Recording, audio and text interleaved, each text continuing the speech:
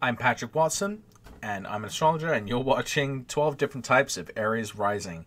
Right now, we're in the next part. Aries Rising with Mars in Scorpio in the 8th house. So let's take a look at the 8th house. The 8th house, I call it the 8th house of loss, unseemliness, and the unknown. There's a lot of conflicting opinions that people have about the 8th house between traditional and modern astrologers, and I do not think it's about sex. I guess I'm open to the arguments, but I'm going to describe the basic way that we get some of the significations of the 8th, and I think that sort of shows that it's not about sex, but you'll see. Okay, so planets that are in the 8th are moving up away from the horizon, because the planet in the 8th can see planets setting in the 7th, seeing them disappear. And so it's almost paranoid or fearful because it doesn't know what's there.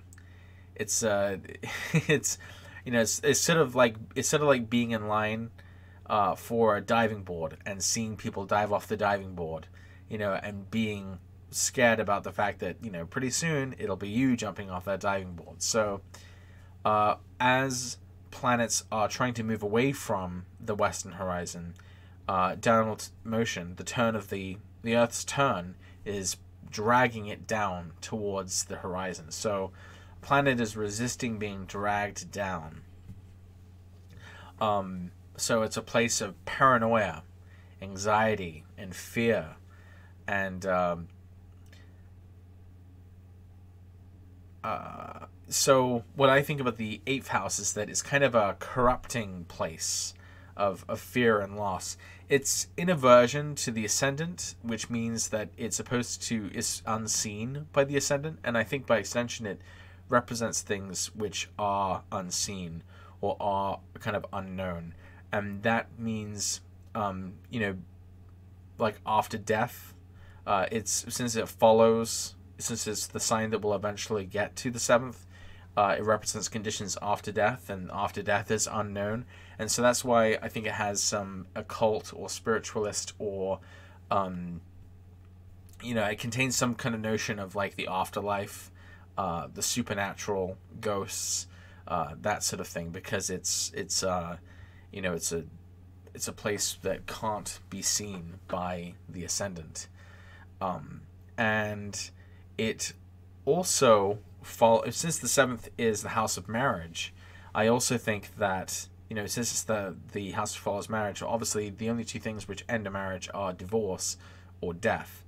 So in that sense, I think it's not just what happens after death, but also after after a marriage, sort of the period where someone is divorced.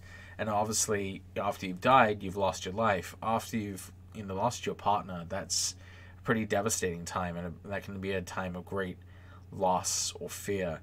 And that's interesting because it ties into the 2nd house. There's a lot of financial connotations of the 8th, but especially in terms of financial losses.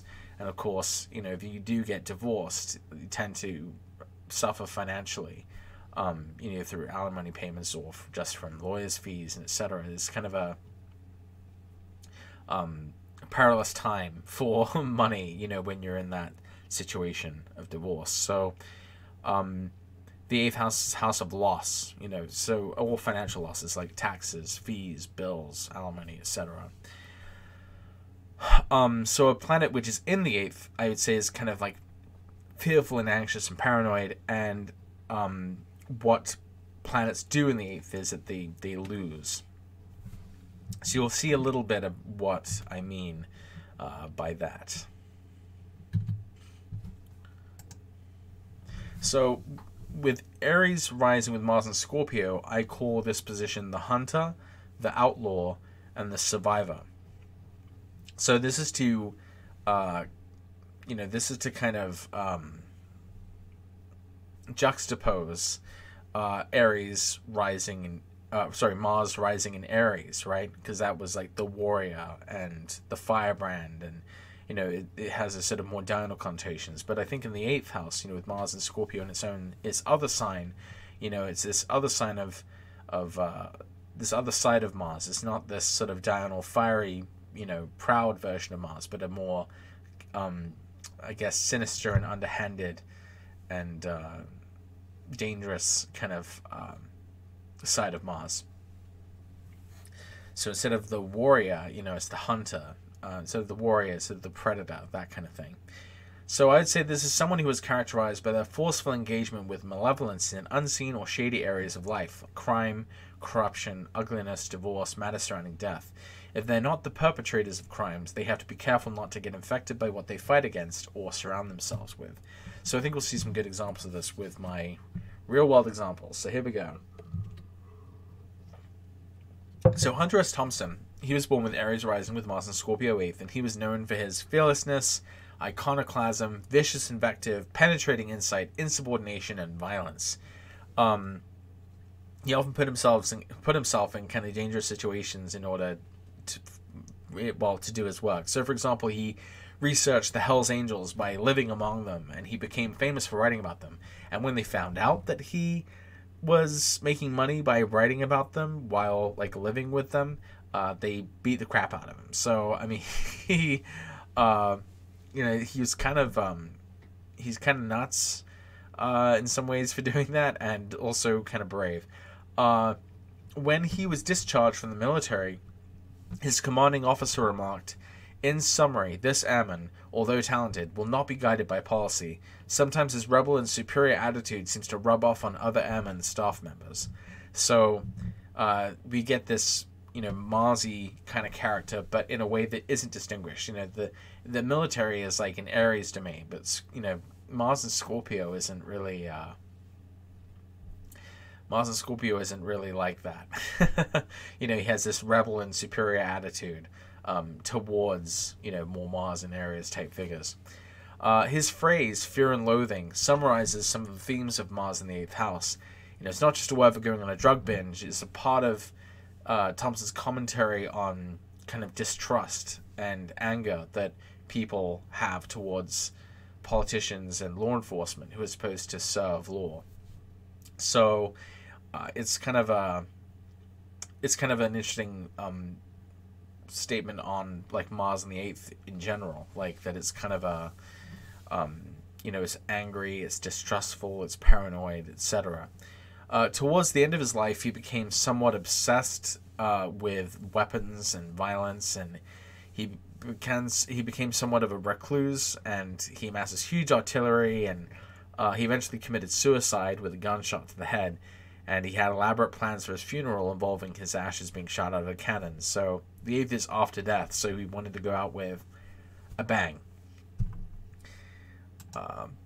So Henry Miller was also a notorious author, and he was also born with Aries Rising with Mars and Scorpio 8th, and he projected this image of an outlaw author because his book, Tropic of Cancer, and others that he wrote were banned as obscene for decades. And, his books often contain explicit profanity. They contain sordid tales of his friends in low places and morally compromised or humiliating situations, grimy and crude, gross descriptions of sex, shockingly authentic through uncompromising exploration and celebration of ugliness. His works were based on a stream of consciousness and autobiographical experiences, especially his shiftless, nomadic, bohemian lifestyle in Paris. And so I think it's interesting that, with the moon and Scorpio conjunct Mars, and the fact that Scorpio is kind of this more in a filthy sign, that, his the focus of his life and writings with stuff were more, they were gross and grimy, and they were obscene, and they were outlawed, and etc.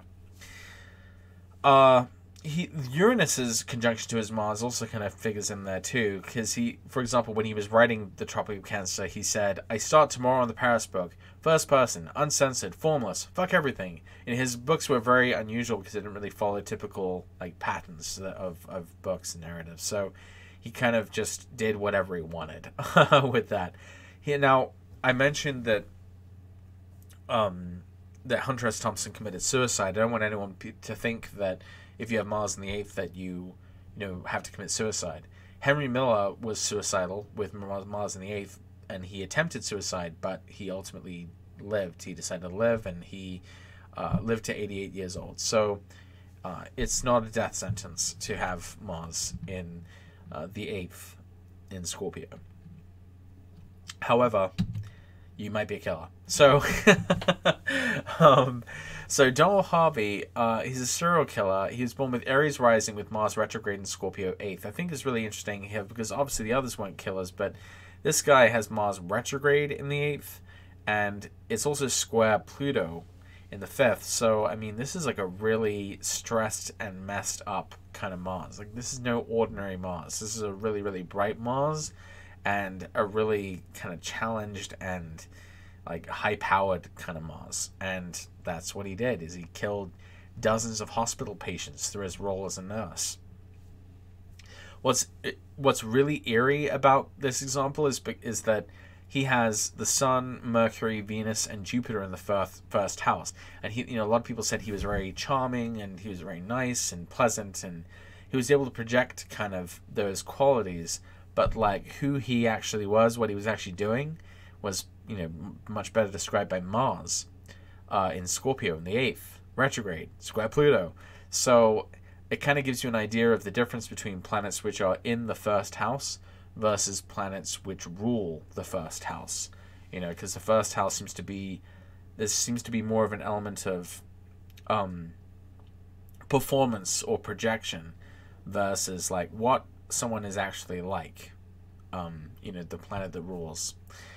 So remember, the 8th house, I say, is kind of associated with the occult, and he did dabble in the occult, and he decided he would die by the flicker of a candle. And he also claimed that he was led by a spirit named Duncan to commit the murders. He evaded detection for 17 years and was only finally caught after an autopsy of one of his victims. And, the 8th house is after death. So, after the deaths of his victims, that's how he got kind of screwed. And he ended up being killed in prison. So it wasn't a good end for him. And this example kind of creeps me out. So there we go. Ronald Akers, criminologist. So our last example obviously was someone who committed crimes, because the 8th house is kind of criminal in some sense. It's unseen, so it's what people try to do in unseen areas, and also what's out of your line of sight can be things that are potentially wouldn't be allowed in other places. So that's why it's kind of has that sort of criminal element, but it doesn't mean that you have to be a criminal. So Ronald Akers he isn't a criminal himself, but he is a guy who studies crime. He pioneered the social learning theory of crime. He served as president of the American Society of Criminology. So sometimes the ascendant ruler just shows a focus of interest for the native, even if the native does not exhibit the behavior himself. So obviously, yeah, he studied criminology, but he was not a criminal himself. So this is another way that Mars and Scorpio in the 8th can turn out.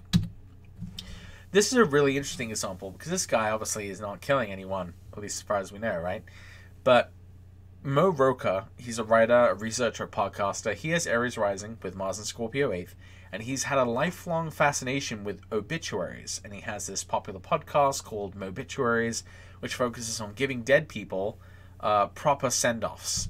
People who didn't get the right send-off. They were kind of passed over. So he picks out celebrities or historical figures or groups like the Neanderthals. The Neanderthals need an obituary. Sort of funny the way he does it. And he's releasing this book on obituaries. What exactly has to do with writing? I don't know. Maybe because it's with Mars is square Mercury or something. But in any case, obituaries and a fascination with them, and making podcasts and books about obituaries, about people who died. That does seem to be exhibiting this notion of the 8th house theme of being after death.